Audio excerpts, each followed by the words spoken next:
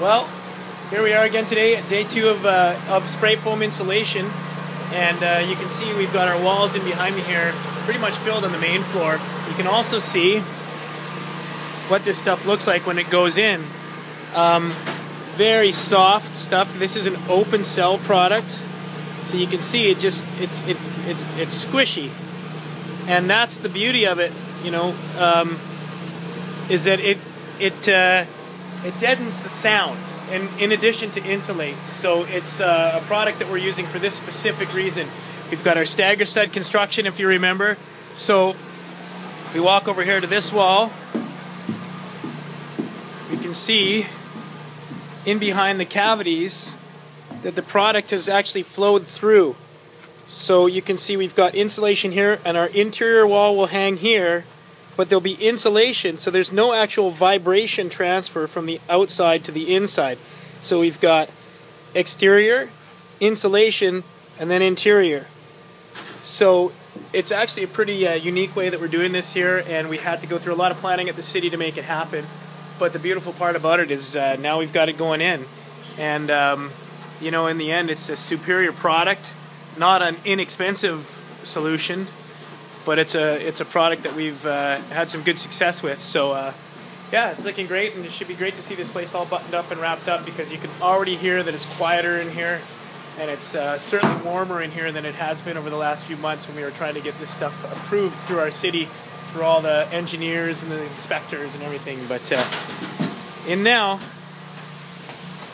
nice part about this stuff too is we can actually get up into the joist cavities, and we can spray up in there as well. And it makes for a really great, you know, better than stuffing with bats. It makes for a really great little, for sound, but also for warmth. So everything is nice and tight and warm. And whenever there's an exterior area here, you can see we've got it batted, because that exterior roof needs to breathe still. So we've got it batted, and you can see up in here we've got it vented. So we like to put vents as often as we can. I always tell my insulators to put them every cavity. So this roof section in here is vented, and the air will move in it, but we've got a Roxol Safe and Sound product there. So this is a soundproofing bat insulation. So we've got soundproofing there, yet still ventilation there. And then we've got switching over to the spray foam here. So the bat up top where we need the roof cavity to vent. And then we've got spray foam in here where we're going to cover this with vapor barrier. And this will all be airtight, soundproof, and nice and warm. So there we go. A lot of mess. We've got to come back and clean up. Well, it's not how everyone insulates a house. It's how we like to do it. And in the end, it's going to be a pretty interesting project to finish up, because it's a very unique style, and not very many houses out here do this kind of insulation. So, show you some more when we're finished.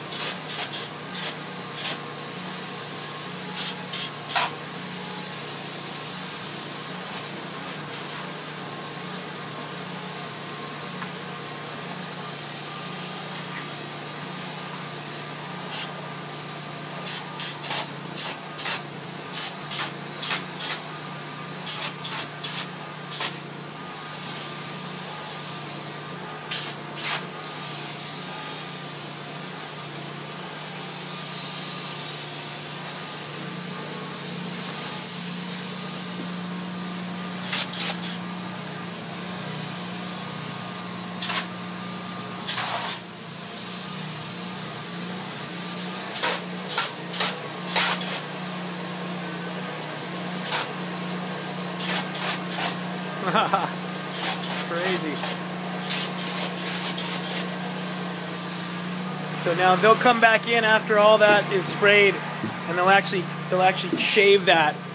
You can see over here we've already started to do that. So they'll cut these pieces off so that we can actually have our drywall go right up against that. But yeah, very soft, almost. The texture is actually very similar to the bad insulation once it's cut. You know, you can see It's very soft. Very unique stuff. Open cell, 0.5 pound sprayed polyurethane foam.